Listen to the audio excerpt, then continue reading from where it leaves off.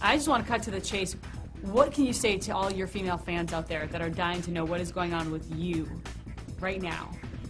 I don't know. Yeah, I do very little. Very, very little. I love this mystery that just getting like famous, everyone thinks you're some kind of enigma afterwards. Right. And it's like, and it doesn't matter what you do. You can deny it as much as you want, but it's like people I think it's like a kind of, it's because there's no like, I guess like royalty or something anymore. Anything which has kind of got this kind of, there's no one with a lifestyle which is untouchable. So they kind of elevate famous people into this thing. And so you're like, yes, I read first edition Shakespeare and you know, do all this stuff. I don't do anything. You don't read first edition Shakespeare? You don't quote soliloquies from I read something in some magazine the other day which said I did actually do that. Like, I read soliloquies from Henry V by candlelight. Well, you're very brooding. I know, just the brooding. And also brooding as well. The more I see that, brooding is actually a negative adjective. Is it? Yeah. It's kind of like, it's just looking kind of like it's just pouting about stuff. Right. And I'm like, oh great, why has brooding become this complimentary? Yeah. It kind of says it's like you're spiritless or something. Yeah, it just looks like you're a kind of whiny little girl. And Rob, you are clearly not a whiny little girl. I am really. That's why they say I'm brooding. You know, obviously, I mean, it's hard. A while ago, I read in an article that regarding your newfound fame, you said, quote, I'm trying not to drown. I guess I'm not the type of guy cut out to do a franchise. I'm not much of a crowd person. What do you do to escape the crowd, and what do you do to deal with that intensity of the crowd that is always surrounding you when you're out and about? The best thing to do is just to kind of remain, your actual personality should always remain relatively unknown. It's difficult in this because it's a very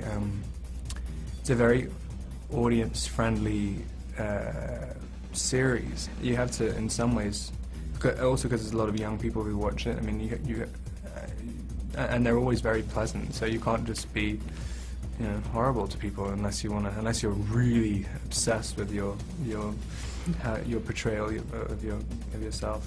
But I guess yes, trying to stay as blank as possible. It's hard when people know you so well from the franchise, or what they think they know of you, but then they meet you in person, or they see you in interviews, and they want to get some insight into the real Rob. But you have to feel sort of protected too, because you don't want to take away from your character. I mean, there's very little. I mean, there's really very little to the real Rob. Yeah. That's the lucky thing. It makes it a lot easier to remain an enigma when you don't even know who you are yourself. That's an interesting statement that you just said, though. Do you still feel like you're discovering who you are? Oh yeah, Jesus! If you know who you are when you're 23, you're a complete idiot. You're just a slug. I mean, you should never know who you are. And that's the good thing about doing acting as a job. That's your job, to kind of, you know, try and mine parts of your character that you don't know about and other people don't know about. I mean, people will always have the ability to surprise themselves, I think. And if you're not surprising yourself in life, then you might as well die. Go away. What do you think from your real life have you brought to the character of Edward? I guess at the beginning, like chronic fear of commitment. I mean, that's a lot of ways what I see the stories about. But the fear of commitment. I mean, it's like, I think it's a very real thing. Even if you're totally in love with someone, you're still, you know, it's a relationship, young people relationship. It's always so. You know, they're very sort of interesting and complex, and I think that's I've always found that interesting. Why guys are terrified of doing that. I mean, and especially in New Moon, which is the one I always connect to the most, where you know, the more you love someone, the more you see, the more you find fear and fault within yourself, which I think is what makes it the most interesting book. It's the most interesting love story. It's a very intense love story in this film, and I think some fans are nervous because they feel like they're not going to see as much of Edward as they want to see. What do you say to them? There's something about when Edward appears as an apparition, it's not a ghost telling Bella what to do. It's a figment. Bella is going mad. And if that happened to you, if a boy breaks up with you and suddenly starts haunting you, you'd be terrified. It's a terrifying experience. And we tried to. It's difficult to do in these movies because of people's impression of Edward. I mean, he's supposed to be a romantic hero. But I mean, we tried to make a lot of that as eerie as we could. It's difficult to do whilst maintaining the relationship. But I mean, I would have gone as far away from that as possible. I mean, I wanted to look like she's having you know, a breakdown. I mean, it should have been terrifying. This film has spawned a resurgence in vampires. How cool is it to know that you're part of that? That's crazy.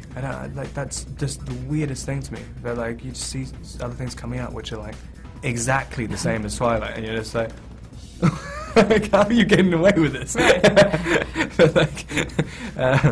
but no, it's strange. Like, who knew that there was a big enough audience for like everything, and in every shape or form? That like, you know, vampires as a subject could just take such an enormous chunk out of the entertainment audience. Yeah. It's like all at the same time. The fan craziness when you just go out on your own is, you know, aside from publicity events and things like that, but when you just want to go out and be a 23-year-old guy, it's so intense. And the paparazzi following you around is so intense. How do you deal with that? It's got to be so incredibly frustrating. Yeah, I mean, only in that I care about my career and stuff, and I care about, you know, the future. If I just, you know, it's very easy to say, oh, who cares, just deal with it. And like, why does it matter if you get a photo? Just live your life, and then, you know, then just, that's the way your life is, just accept it. But I mean, it's living, you can't live your life with, like, there is no way to do it. You can't, if you have 50 cameras there, that's not living your life. That's posing for photographs.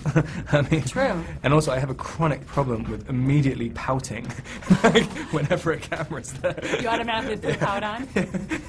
So, and it gets old pretty quick. I've been noticing it myself. I've got to invent some new facial expressions.